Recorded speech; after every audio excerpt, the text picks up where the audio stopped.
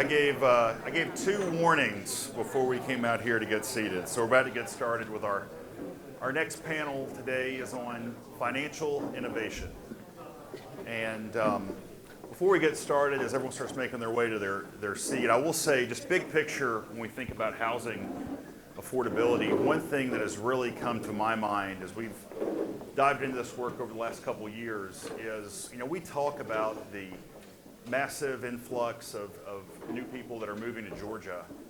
And, a lot of what you talk to policymakers, you talk to people in communities, you just have a lot of situations now where perhaps residents have lived in a city or a county for, multi-generation, and they don't have housing options to account for those changes in their life. That's maybe, older families that are now empty nesters looking to downsize. That may be, young families that have that second, third, fourth child that need to upsize. And we just don't have the housing options available to them, especially at price points. And you're starting to hear more and more stories where, concerned residents are saying, how do we account for just, these people that have lived here multiple generations and they can't find housing options in their community anymore. But anyway, let's go ahead and segue into financial innovation. And I'm joined here today by Robert LaChapelle. Robert is the Vice Chairman of CBRE's Debt and Structured Finance Group here in Atlanta. Y'all remember Tobias from earlier.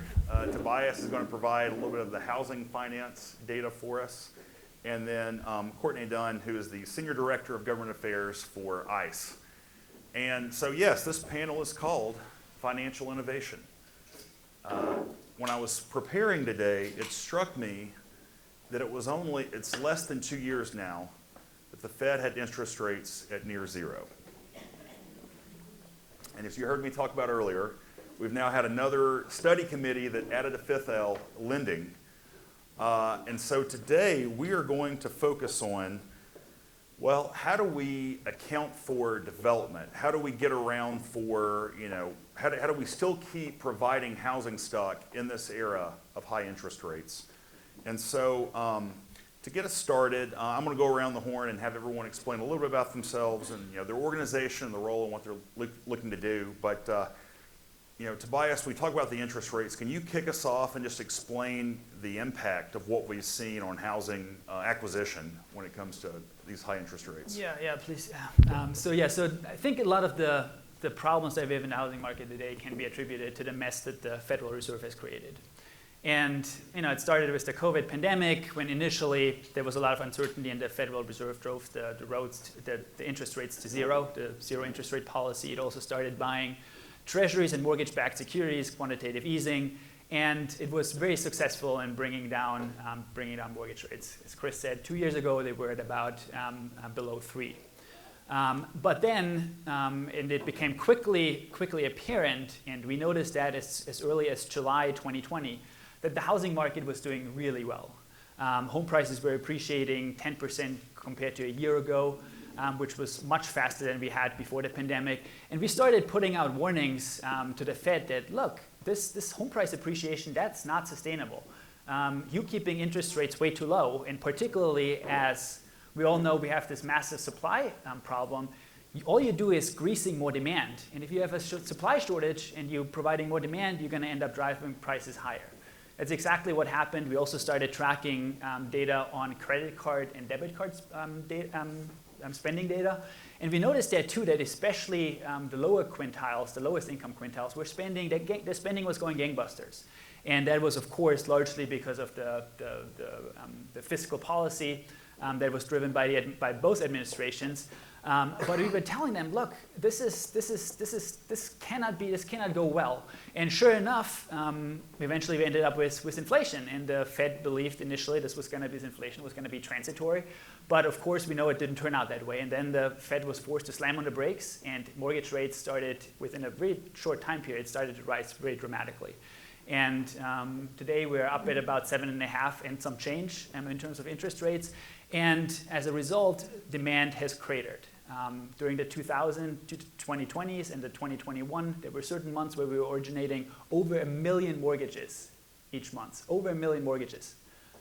And by January 2024, we're predicting it could be down to 150, 175,000 mortgages. That's quite a significant reduction. If you're in the business of originating mortgages, that's going to hurt your bottom line. At the same time, because the rates are now so high, it has tilted the playing field towards corporate buyers, but also boomers. And the boomers were the ones that used to have, owned housing and that have benefited from the quantitative easing policies that had the explicit goal of driving asset values up. And so now they're crowding out younger buyers, particularly millennials, because they're coming in with a lot of cash that they had on hand versus the millennials. They're being crowded out because of these high interest rates. So the Fed has created a lot of distortion in the market. And then you factor in this work from home, which really has enabled people that were tied to their employers in San Francisco and DC and Chicago and New York to move now to places in Texas or in the Atlanta metro. And they're bringing in a lot of spending power, and they're buying houses for dollars and the cents. So if you are in DC, where I live, and I wanted to move to the Atlanta metro area, I would be buying a house for 60, 70 cents on the dollar in terms of square footage. I mean, that's a huge arbitrage opportunity, and that's been contributing to these rapid home price appreciation. If you could go to the next slide, while demand has created, supply has created even more. And again, that's an effect of the Fed keeping rates so low, because a lot of people are now locked into these 2%, 3%, 3.5% mortgage rates, and they don't want to sell. And even if they wanted to downsize, they're like, well, even if I downsize, my mortgage payment is going to be higher than the one I have in today. So the supply has really cratered, and it's now running at about 2/3 the level that it was in 2016, 2017, 2018. And here, if you look at month supply, it is really the lowest level that we have ever had. Yes, it's higher now than it was during the throes of the pandemic, but it is much lower still than we had during the early 2000s, which is really the period when we had really tight supply. And so, as a consequence, home price appreciation has actually been quite robust, and we have that on the next slide. It kind of peaked at 16, 17%. In the Atlanta metro, it was even more. And there has been a deceleration now, but now because supply is so tight and demand is there's still people buying, people who want to buy, and people have to move. They're looking for homes in the market, so that has been buoying the home prices in the market again, and we're predicting 4 or 5% home price appreciation for the next couple of years. So that's quite significant. And then, Chris, one more point about the Atlanta market, because we actually keep track of the largest 100 metropolitan areas on a quarterly basis, and so here, this is some statistic on the Atlanta housing market, and what we find for Q2, we're finding that the median home price was selling for about $380,000. That's relatively at the same rate that we had in the nation. But if you look at the cumulative home price appreciation, that's that second line, in the Atlanta metro, it was 187% since 2012 versus the nation only went up by 133%. And if you look at the entry level in Atlanta, that was 215%. Home prices have more than doubled, and more than tripled in the Atlanta metro, which especially at the entry level, that's going to price out a lot of millennials who are just trying to get in the housing market. And at the same time, the new construction share for Atlanta is about 15%. For the nation, it is 12%. But Atlanta has a lot more job growth, has a lot more employment growth. So you need to be building more, as we talked about on the prior panel. Light touch density is really the way to do this. So, Courtenay, would you explain a little bit about what ICE does, and also just your experience, really, in the last 4 years, kind of pre-pandemic, the high water mark of the pandemic, and where we're at now, and just what you've seen? Sure, thank you. Can you all hear me okay? I'm pretty loud anyway. So thank you for the question, and sort of let me explain a little bit about what we at ICE do in the mortgage space. So by way of background, I'm a mortgage person. I was a litigator during the financial crisis, and that really left an impact on me about what happens when policies are not right and loans are not sustainable, and really forms a lot about how I think about these issues. And at ICE, we're a company that uses technology, right? We have a platform. So I'm really going to focus in today specifically on single family housing. And we really operate a network. It's an open network, and we work with our vast array of stakeholders in mortgage to say, okay, how can we make this better and more efficient? We look at the data and say, okay, and I'll give a couple examples about the past couple of years to go to that point. But we're really, just today, this morning at the office, I was sitting with, folks, and we were talking about one of our colleagues wants to buy a house, and she's explaining she's been trying to save 20% down for years. And I tried to tell her about some affordable homing programs they have here in Georgia. She didn't even know about them. And so I'll get into that a little bit more, but really our goal is to say to everyone who uses our tools to say, okay, here in Georgia, closing attorneys, what do you see are the barriers? What are you hearing from your clients when they come in the door? And how can we make this more efficient for you? And we work with lenders. Earlier, one of the earlier panels mentioned the importance of the secondary market. So we work with investors and say, okay, where are you thinking about this? And I would think most importantly for the discussion today also, we're working with policymakers at the federal, state, and local level to explain to them, if you enact X policy, here's what we see and here's how we see it flowing through our ecosystem. And that can be extremely educational to understand where some of these policies are going. So some folks touched on this a little bit earlier, but when we saw the drop in the interest rates at the beginning of the pandemic, and of course nobody knew where this was going, we just saw an absolute explosion in terms of volumes. I mean, and it was as if people couldn't make enough mortgages. And again, I'm going to focus, I'll let the experts talk about sort of the creation of properties, and I'll just focus on the mortgage piece.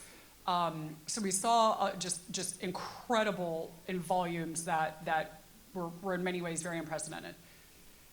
But what was interesting now that we look back at that data from that period is that really that boon for the interest rates, and Tobias, you just alluded to this, and especially in the refinance market, because a lot of folks wanted to refinance at those interest rates, only benefited certain communities. So that was really largely a more established, wealthier community. Who didn't benefit from that refinance boon were, low to moderate income borrowers and predominantly communities of color, and those who have historically been without access to opportunities within the mortgage ecosystem. So the way we're looking at this is I look at that data, and now, I don't need to tell everybody in this room what it looks like now. and it's not good. So we're saying, okay, why weren't, what happened, what can we do to ensure that those borrowers are availed of opportunities if they choose to, if they want to refinance, how do we think about using technology to make them aware of those opportunities? So if you do see a change in interest rates as they start to come down, that they know they can refinance.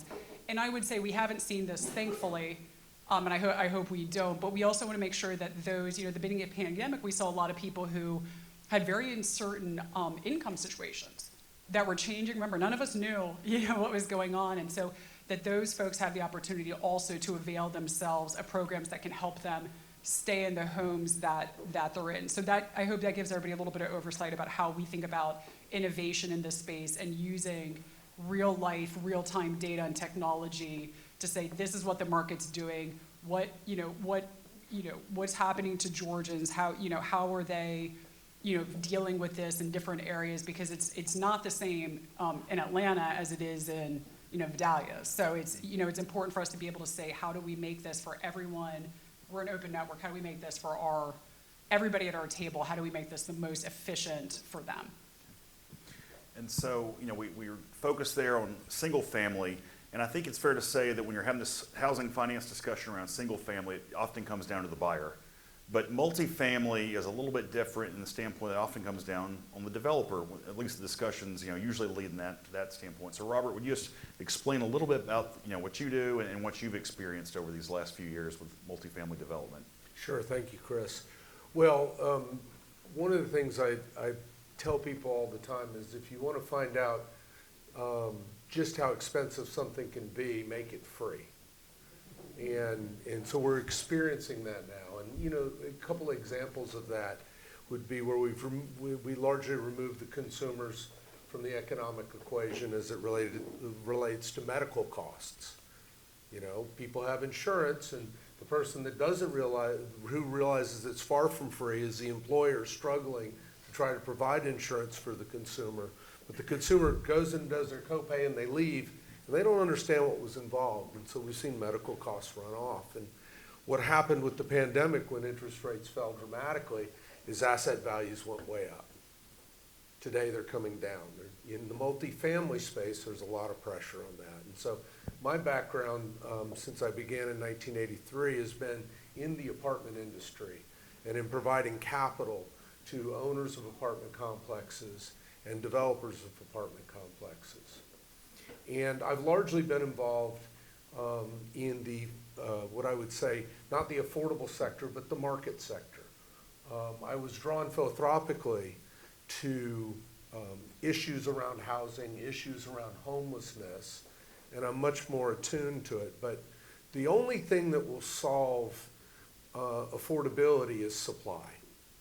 And so if we can't effectively create supply, like we heard with Pad Split, where they're taking existing standing inventory and creating supply, or with zoning measures where we walk away from NIMBYism, where we recognize that a healthy community is a diverse community.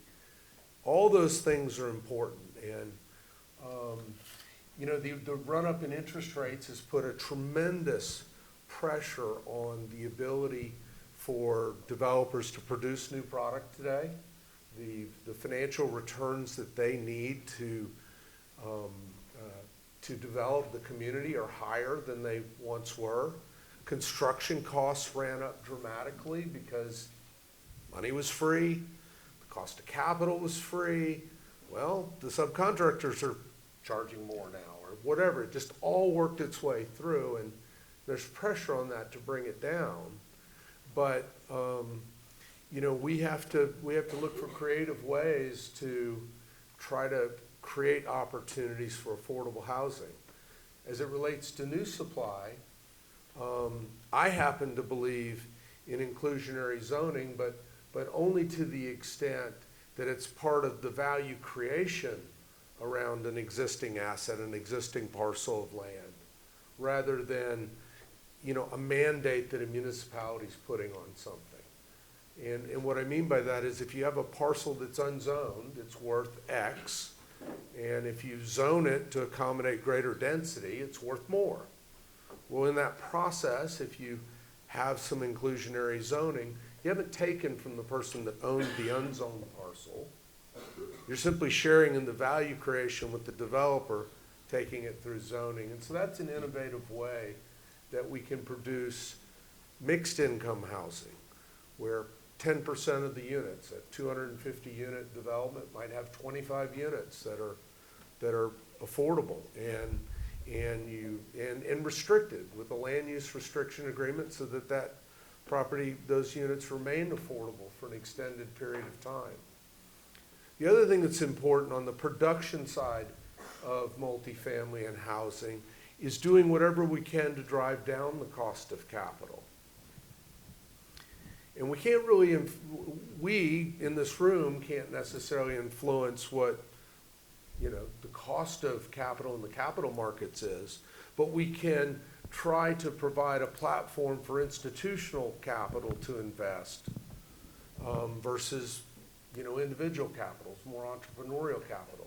That by its nature is cheaper. And so on the new development front, I think it's extremely efficient to utilize mixed income, because if you keep that degree of affordability in the 10% range, institutional capital views that as a rounding error, and they'll still come and bring money to the cause and produce housing. So I know we've been very single family heavy today. So we'll follow up multifamily because that is right or wrong. It's perceived as like a quick way to get multiple housing units, where compared to like single family, you're kind of taking one bite at the apple. So, I actually one of your counterparts had told me one day in conversation that in the era of high interest rates, multifamily developers have two options. They can either try to acquire cheap land, which leads to a rezoning fight, the aforementioned NIMBY battles we've talked about earlier, or they can like try to maximize their opportunities and create like single bedroom units that have fewer amenities. Let's just say like a studio apartment, which obviously would not fit the need for, you know, any type of like, you know, family that needs to like rent an apartment, or mother or father with multiple children. So, you know, and the other thing too, though, that I often hear from, and this, a developer actually told me this, is that when he goes in for zoning, that he often has to deal with people that expect him to provide housing that is 1,000 square feet and he can rent for $500 a month. Right. And so, you know, I just think it's important that you share your perspective, you know, in terms of like how a developer can, you know, perhaps get capital, but also too, just kind of the restraints that when we have this like high interest rate environment that they're having to deal with as well. Well, I mean, even with the low interest rate environment, I mean, that's impacted things on the margin, but there's no free lunch. I mean, to produce an average apartment unit in Metro Atlanta in a basic, non-elevator, 3 to 4 story, frame constructed, walk-up unit, surface parked, it's gonna cost $250,000 a unit to produce that. And you've gotta get $2,000 a month or better in rent to be able to capitalize, to be able to provide a return on and a return of the capital that goes into that project to produce it. And so, you know, the manners, there are a lot of innovative ways that we've seen emerge that people are trying. Inclusionary zoning is one thing I mentioned. There's also partial tax abatements where a tax abatement can contribute to that capital cost. I mean, the operating expenses associated with an apartment can largely be covered by the rent that the tenant with the affordable unit is paying. But we've got to figure out how to amortize the capital costs. The private sector has come into the market, and one of the things that's evolving is the notion of impact funds. And this is what I'd like to refer to as recyclable philanthropy. It's where people contribute capital to make a below market return, but it's a return of capital. And so they're impacting housing by perhaps providing capital that is looking for a 4 or 5% return when the market might be 8 or 9. You know, the other aspect is, you know, trying to address the existing housing stock. Tobias and I had an opportunity to speak briefly before the panel, and there's a lot of existing housing stock that can be acquired for, you know, much less than new product and can be renovated. And when I say renovated, you know, I'm not thinking about a lot of the value add renovations that the marketplace saw where, you know, they were really trying to move the property upscale and offer a lot of luxury features and things of that nature, speaking more to resetting the economic clock, the economic life of that building, replacing systems, roofs and windows and mechanical and things of that nature, so that asset can go on to have another 30 or 40 year life. Tobias? Yeah, I mean, I would respectfully disagree with you on that, Robert. Kind of the conversation we had out there. So I would argue that it might be more economically feasible to tear down one of those old age structures and rebuild it with, for example, a fourplex if the economic value allows it. And even if you're building those, even if one of those units is selling for $400,000 each, at least you have 3 additional housing units. And then someone who used to live in a housing unit that cost $300,000, they are moving now into the $400,000 unit. So they're freeing up 3 housing units at $300,000. Now someone who is living in a $200,000 housing units, they are now moving into the freed up $300,000 units, again freeing up housing units at $200,000 price point. But you need to start building more at roughly the middle of the price point, And over time, through the filtering process, you're going to free up more housing at the lower end entirely through the market mechanism. And you don't need to go down the inclusionary zoning route. If you do the upzoning on an ad hoc basis, yes, the value is going to be captured by the owner of the land. But if you do it broad-based across an entire city, the ability to capture that value is going to be much diminished, and you can actually build housing at the middle of the price point. And I will say, Before you go okay. I'm going to respectfully agree with you and disagree with you. And so what I will say is, in a multifamily setting, the obstacle is you don't have the option to tear down a 250-unit surface parked apartment complex and replace it with 500 units or 700 units or 1,000 units, because those types of densities require different forms of construction, and you're chasing your tail. The cost of that construction now isn't $250,000 a unit to produce it, but it's $400,000 or $500,000.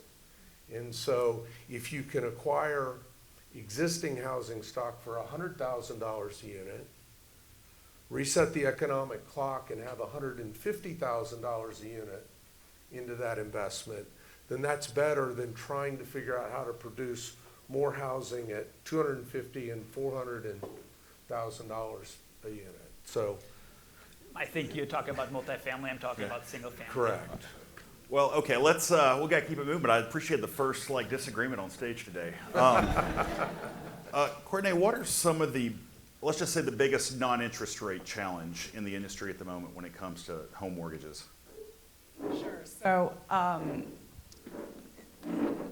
would say I try to avoid slides at this point in time in the day. I think everyone's seen a lot of slides. So there's a couple interesting statistics, though, I would like to share. And this is really relevant to thinking about how we talk about access and cost to how to address this, because I think this is one of the most significant barriers to home ownership.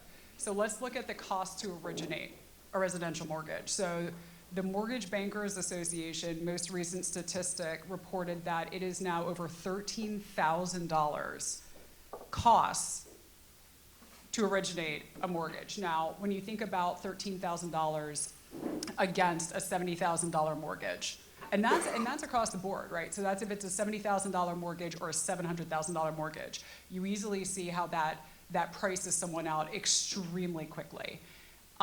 There are people who say some of those costs are as a result of years of changes in regulation and the cost of compliance with those new regulations.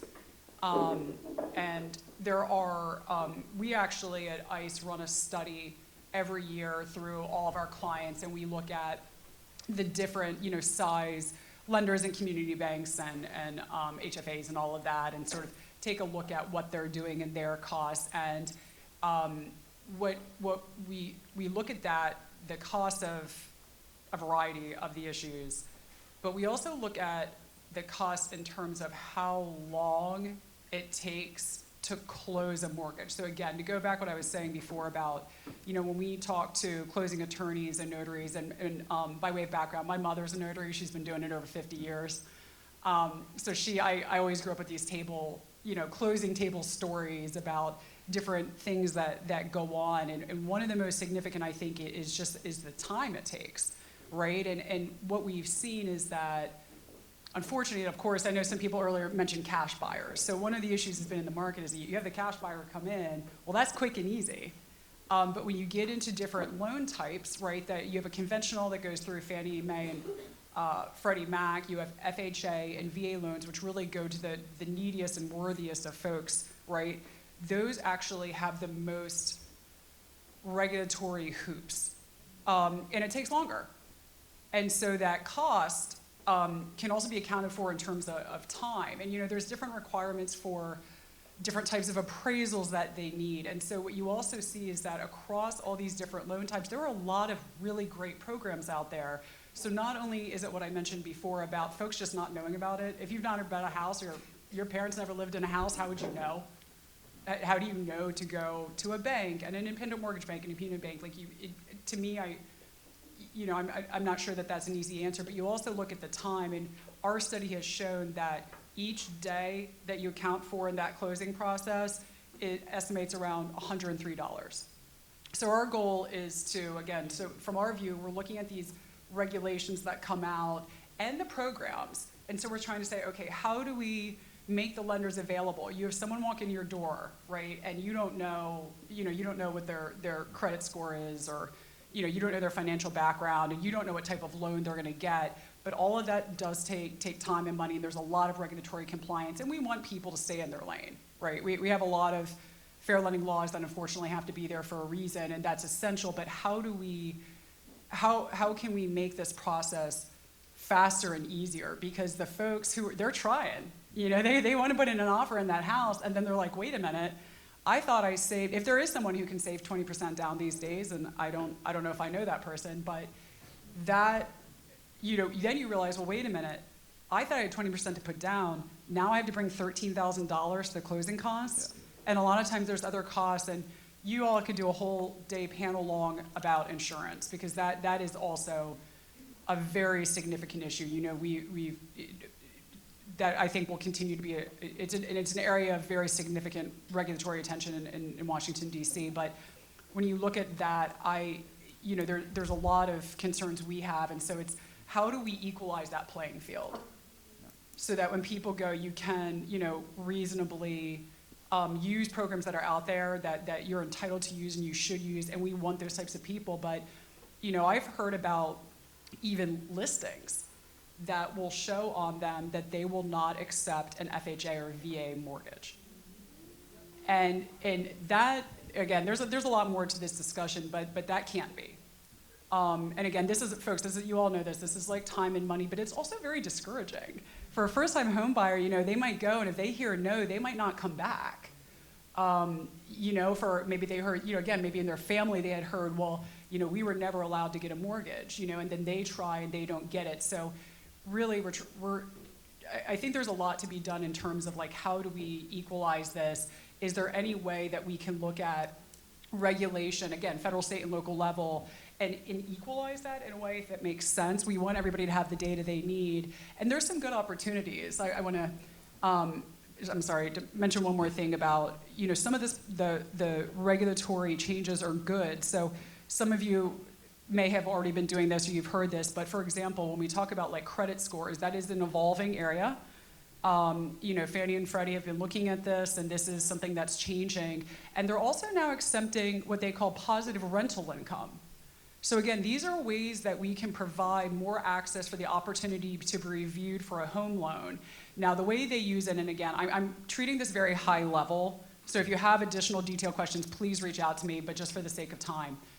They're looking in certain opportunities where you have people who have what they say like a thin credit file or no credit file. They are, this is when I think of the best of innovation and regulation, is they will look at your rental income, but they will only use it if it's positive.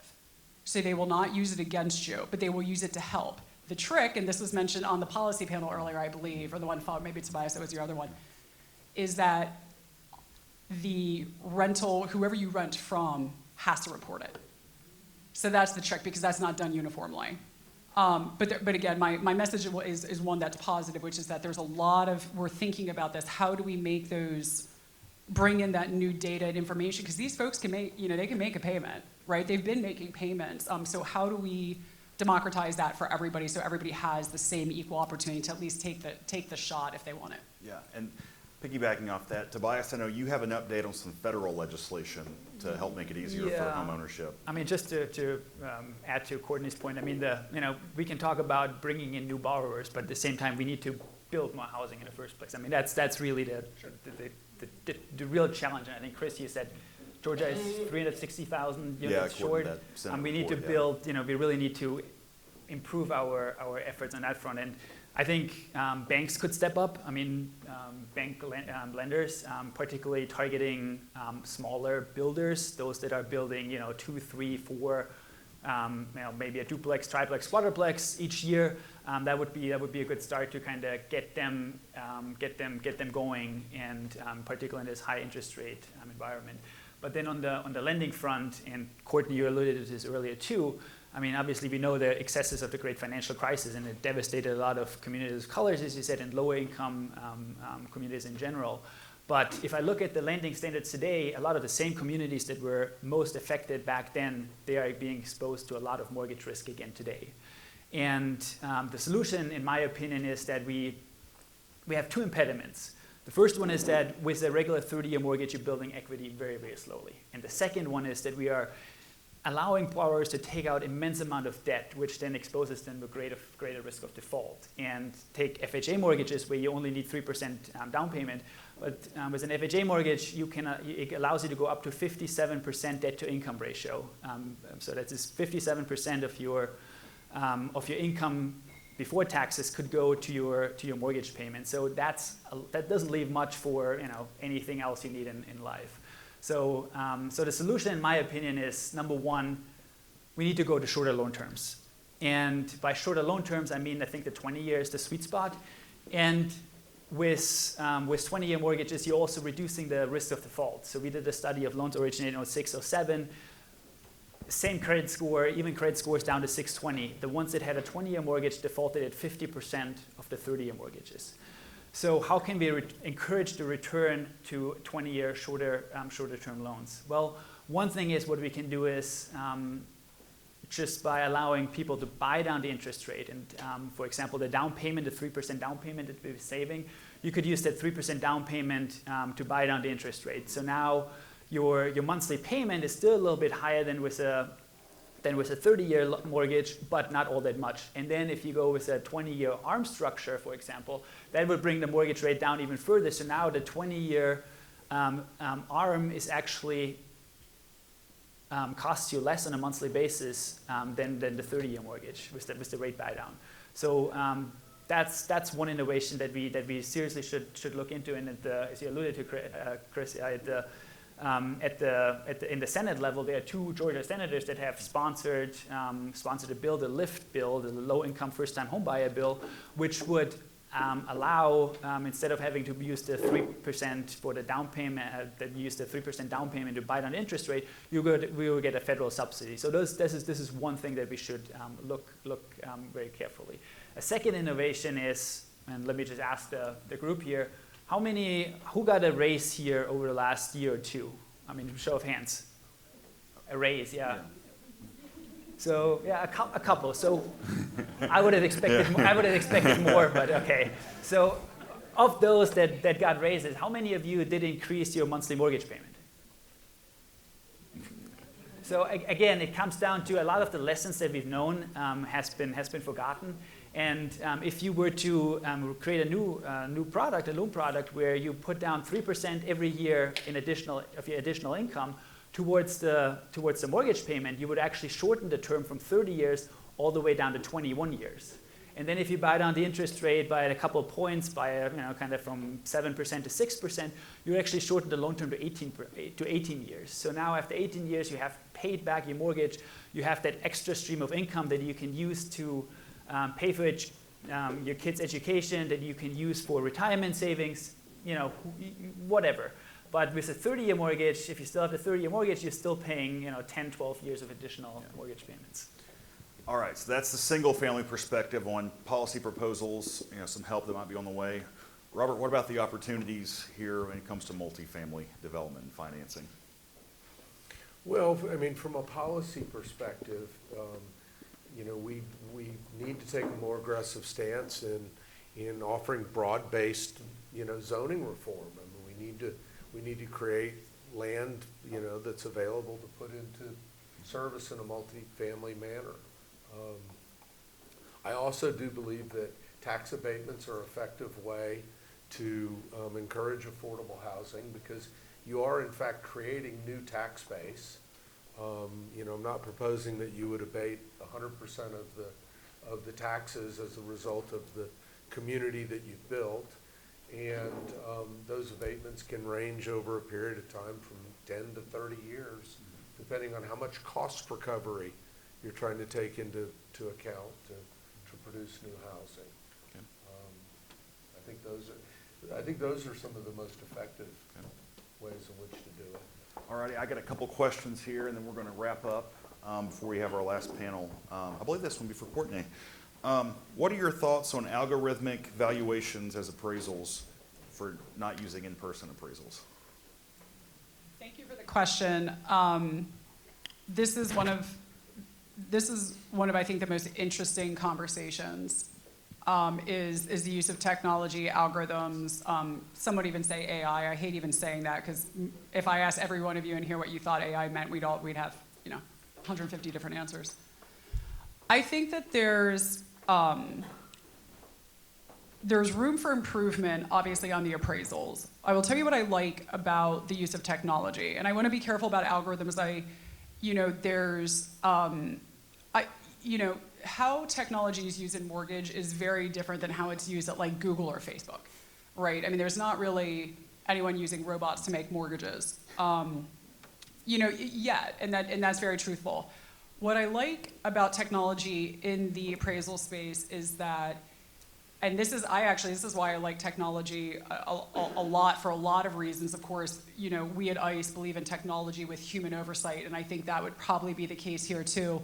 But it does eliminate a lot of historical issues. There's a lot of things that technology can do where you're not going to have one individual's judgment really having, being the arbiter of someone's end decision, and that it doesn't seem to make sense for a lot of reasons. And there's certainly been a lot of discussion and about that issue. So I think if we can figure out a way, and this is something that the federal housing agencies are looking at in DC as well, does it make sense in certain circumstances, right? So maybe it's on a refinance, right, where you use something, and maybe it's at origination, but I think there's times where you can really use that to be helpful, where we know a lot about the property already. The other piece is that, again, I just, in the interest of time, I don't want to get into this, but I would love to hear from people in this room, but it's about the impact of new information we have about climate and the actual physical attributes of a property. Because guess what? A lot of the maps and a lot of the data that we have and assessments were done years ago when this information wasn't available. And so I think that we can use algorithms and data and technology to be much more specific and accurate, which I always am a fan of. You can have a much more streamlined process. To the extent there is any human bias, you can help eliminate that, which I think is a positive for all of us. I think that we want to make sure we have the right guardrails in place, and I think there's ways to do that, but I would love to see more of that to eliminate some of those historical issues I just identified. Great. Well, I realize we're running short on time, and I just want to thank my panelists here today for joining us. And we're going to do I got a couple more questions we didn't get to today, unfortunately. And we'll take a 10-minute break, and then we'll have our final panel on innovation in building. And that should keep us on track here. Unfortunately, I got late news that Councilwoman Cynthia Jenkins of Noonan was sick and could not join us today. So that's going to be a shorthanded panel, but we'll adjourn, and we'll see y'all again in about 10 minutes. Mama, I'm so hard to hell and I gets around.